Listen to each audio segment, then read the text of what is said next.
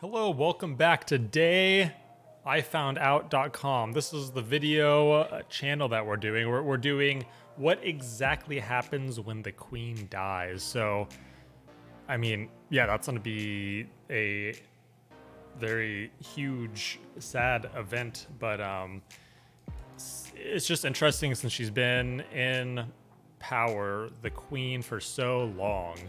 I mean, there must be so much that will change, and with the government and then the, I guess, coronation of the king that'll come in, and I mean everything surrounding her it's going to be a storm of changing and reflecting, just kind of everything. So I'm just curious, what happens? Yeah, what exactly happens when the queen dies?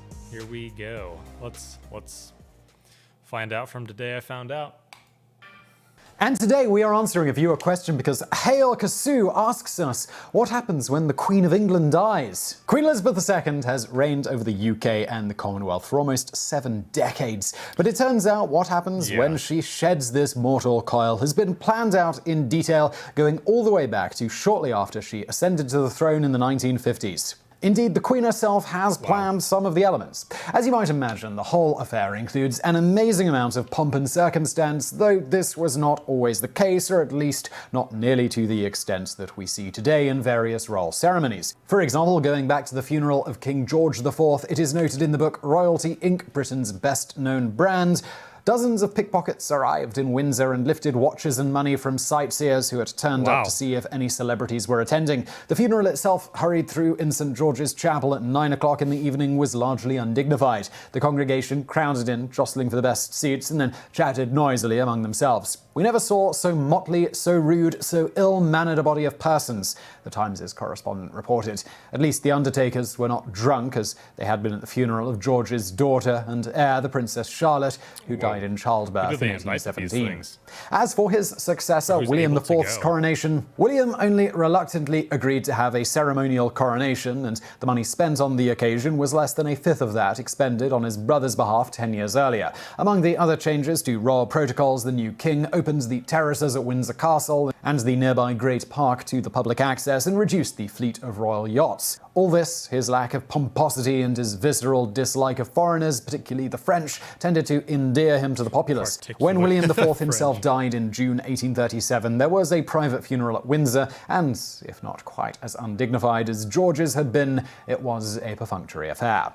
The ultra-elaborate, more public ceremonies now associated with the monarchy wouldn't begin in earnest until the late 19th century, in part because of public protest over not being included in many of the events. For example, there was significant backlash over the fact that the 1858 wedding of Princess Victoria and Prince Friedrich Wilhelm had not been more public. As noted in a contemporary report by the Daily Telegraph at the time, the people lamented the growing system of reserving the exclusive enjoyment of state ceremonies and spectacles for particular classes.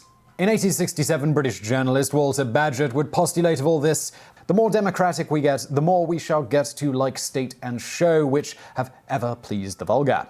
That said, initial efforts to improve things were apparent. And I feel like that's where the queen is, because she wanted to film the coronation, in the 50s. When she became queen, and I think some people didn't, and then she said, yeah, we're doing it. So something along those lines. I know that's very, very, very, very broad, but she knew what the people wanted, and she wanted it for the people, especially in that time. So yeah, she kind of pushed that ahead. Somewhat lackluster. For example, the eventual Marquis of Salisbury, Lord Robert Cecil, after watching Queen Victoria open Parliament in 1860, stated, "Some nations have a gift for ceremonial. No poverty of means, of absence of splendor inhibits them from making any pageant in which they take part, both real and impressive. In England, the case is exactly the reverse. We can afford to be more splendid than most nations, but some malignant spell broods over all our most solemn ceremonials and inserts into them some feature which makes them all ridiculous." Nevertheless, by the time of Queen Victoria's death, things had started to improve somewhat, though this particular funeral ceremony too was almost made ridiculous. You see, while pulling the cart containing the Queen's coffin up a steep hill, a harness on one of the horses snaps, with the result being 2 of the other horses rearing back and buckling. The result of all that, in turn, was the Queen's coffin coming extremely close to being ejected from the carriage. Had it done so, it would have gone careening down the steep hill, possibly ejecting the Queen's body at some point. As for her successor, Edward VII, he would double down on improving public ceremonies, essentially turning every opportunity for pageantry into an elaborate affair and including the public as much as possible. Notably, upon his death in 1910, he had his body placed in a coffin at Westminster Hall, with over 400,000 people reportedly coming to see it, helping to popularly bolster the old practice of certain members of the monarchy lying in state in the UK. This all now brings us to the exact plan for what happens when Queen Elizabeth II dies. Codenamed Operation London Bridge, meetings have been held a few times per year in the over 6 decades since the plan was originally created, in order to tweak it as needed with the times, with the overarching plan going over every possible contingency the architects can think of. Beyond logistical plans by the government, in more recent times, British news outlets have also had in place pre-planned obituaries, with some TV outlets rumoured to occasionally rehearse the broadcasts they will give to announce the Queen's death, right down to what they'll wear. If you're wondering, it's a whole lot of black, including black ties for the men, extras of which are actually kept on hand at the BBC. Prepared. This reportedly became a thing after Peter Sissons of the BBC inadvisably wore a red tie when announcing the Queen Mother's death. Certain members of the general public did not react kindly to this, and if you're curious, you can see how did the practice of wearing black for mourning start. We've got a video on that, I'm going to link to it below. Moving back to the official side of things, to begin with, first, immediately upon her death, the Queen's private secretary, Edward Young, will send a coded message to the Prime Minister with the message originally, "London Bridge is down." However, given the whole point here of using such a coded message is to help reduce the chance of premature leaks about news of the Queen's death, it's possible the exact coded phrase has been changed since that one was discovered. If you're curious, when I'm sure it has, because we all know about it now. I'm sure it's different. King George VI died, the code was Hyde Park Corner, and for the death of the Queen Mother, it was Operation Tay Bridge. From there, various entities such as the media will be officially notified, and the radio alert transmission system, RATS, will be activated, announcing the death to the public. That said, it's likely, given social media, that the news will get to the public much quicker than that. This all essentially kicks off a 12-day sequence of events outlined in the plan as D-Day, the day of the Queen's death, with D+1, D+2, etc. representing the following days. Interestingly, this I go straight to World War II when I hear D-Day, and then like D+1, D+2. So 12 days, what was it, of mourning, of I guess this is it. This is a plan, the detailed. This is also exactly the reason the famed military operation, now commonly known as D-Day, is called such. It just stands for Designated Day, allowing for ease of coordinating a sequence of events when the actual start date is unknown, or in some cases where there is a desire for it to be kept as secret as possible. Perhaps the most noteworthy thing of all that will occur on D-Day, besides the Queen's death of course, is Prince Charles will assume the position of king, even though actually being sworn in as king will not take place until the following morning. As for the coronation ceremony, this can potentially take many months to finally take place. For example, Queen Elizabeth II's own coronation after the death of King George VI on February 6, 1952, did not take place until almost a year and a half later, on June 2nd, 1950. Who is, especially back then, who's in control at this time? I mean, I know there's Parliament and everything and the Prime Minister, but is there like someone who kind of fills in that gap temporarily, or is it going to be the next kind of king in line, kind of just, I don't know. How does that work? I'm sure it's simple. In this case, the decision to wait this lengthy period was made by Winston Churchill. That said, there is some speculation that Charles's coronation will be relatively swift in comparison, in order to forestall any momentum building in public sentiment that may push for an abolishment of the monarchy, especially given the relatively lesser popularity of Prince Charles compared to the almost universally loved Queen that he is replacing. To help further forestall such from happening. What do you think of that? I feel like that is something where I feel like that's generally true. I feel like that's what we generally feel as well. But we also don't, look down upon, anyone there. It's just the Queen is just so massively loved and popular and proven herself time and time again, decade after decade. She's always been there. She's for the people. Everything she does, it seems like it benefits them. So I just want to hear what you think about what he just said. happening, steps have been actively taken in recent years to try to bolster Charles's profile among his subjects. It should be noted here that Prince Charles may choose not to become known as King Charles III, as he is free to choose any of the names from his full name of Charles Philip Arthur George. From this, there is some speculation that he may wish to honour his grandfather, King George, by taking the name King George VII, or he may go with King Philip after his own father. We don't know that yet? In any event, after Charles takes the oath the day after the Queen's death, Parliament will be called to session that same day, the evening following King Charles's oath, to swear allegiance to him. Likewise, police and military forces under his rule will also be called, wherever they are, to swear their allegiance to the new king. Also on that evening, the new king will address the nation for the first time in that role. In her own such broadcast, Queen Elizabeth, among other things, swore, "I declare before you that my whole life, whether it be long or short, shall be devoted to your service and to the service of our great imperial family, Powerful to which we words. all belong." This is good news because the Queen is essentially above the law, both in her own country as well as pretty much every nation in the world, for reasons that we described in our video on whether the Queen could actually get away with murder. On top of that, from a legal standpoint, their power in their own little empire is almost absolute for a variety of reasons, though, of course, Queen Elizabeth II has at least very rarely used any of this authority.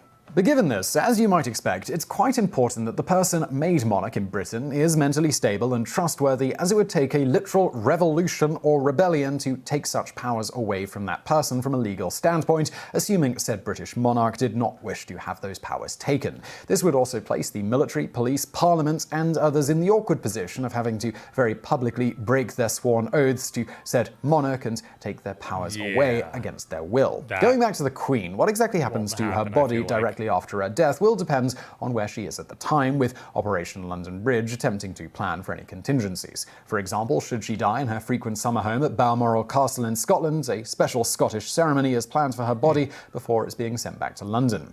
In this case, along with appropriate preservation being done, her body will be placed in Holyrood House in Edinburgh for a short time, and then her coffin carried to... How old is that picture? Because I have been there when I was a kid. I have a picture in that, the kind of burnt or broken down abbey on the left side. And that looks like a really old picture. Yeah, that place was fascinating. To St Giles's Cathedral, where a service will be held. Then the body will be put on board the Royal Train at Edinburgh Waverley Railway Station, and it will make its way to London, where it will be ultimately placed in Buckingham Palace. Given mourners will likely throw flowers and other things at the train as it passes, plans are in place to have another train follow behind shortly thereafter to clear the tracks as needed before the tracks are put back to general use. On the other hand, should she die abroad, a jet from the No. 32 Royal Squadron will be dispatched with the Queen's coffin to collect her body. And if you're wondering, yes, such a coffin is already made and in waiting in case of a royal's death. Called the First Coffin, it's kept by Leverton & Sons Royal Undertakers for when it's needed.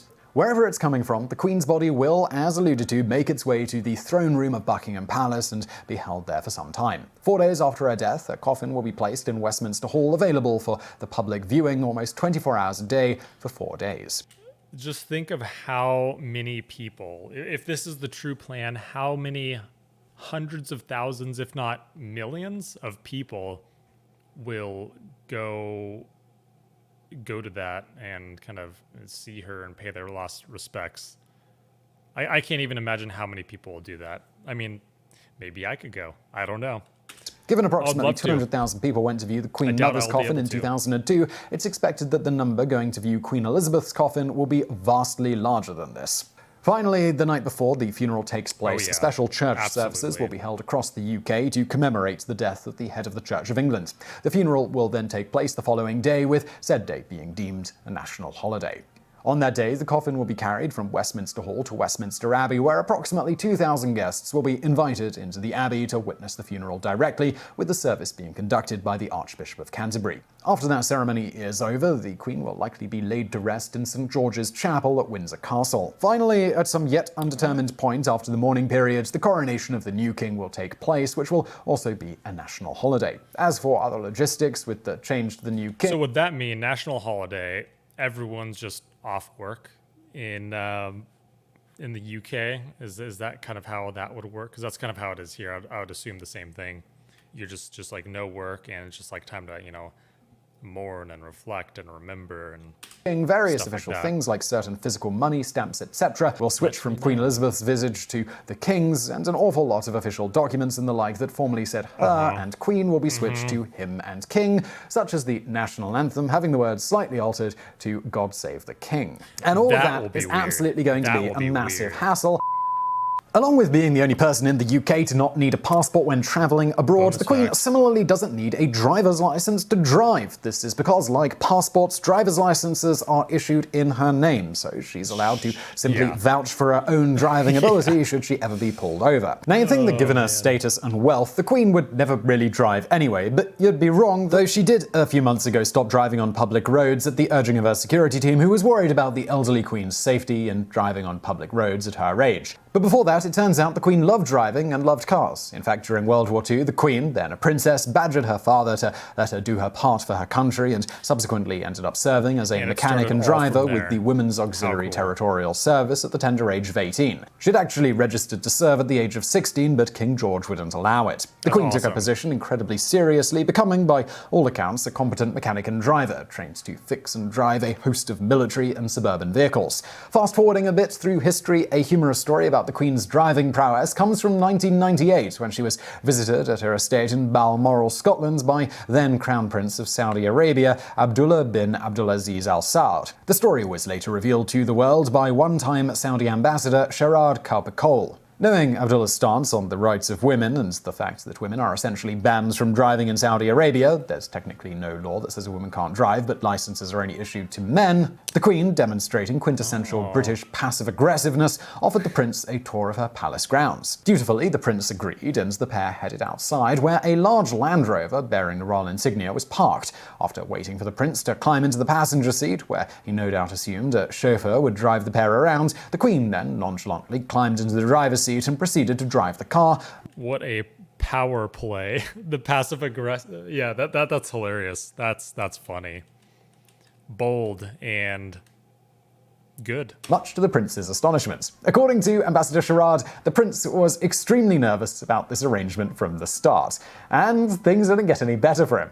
Then the 72-year-old Queen, knowing that Abdullah had never been driven by a woman before and no doubt observing his anxiety, decided to mess with him by purposefully driving as fast as possible on the narrow Scottish estate roads. As she sped along at breakneck speeds, the Crown Prince screamed at the Queen through his interpreter to slow down and pay closer attention to her driving. The Queen, ignoring his admonishments completely, continued pleasantly chatting away as if she wasn't doing her best Fast and Furious impression. We can only imagine Abdullah's reaction if the Queen had mentioned to him that she never got her driver's license. So I really hope you enjoyed that video. If you did, please do support our show by supporting Mac Weldon and doing yourself a favor as well and getting the research they do. But that story at the end, I've never heard of that. That was a great video.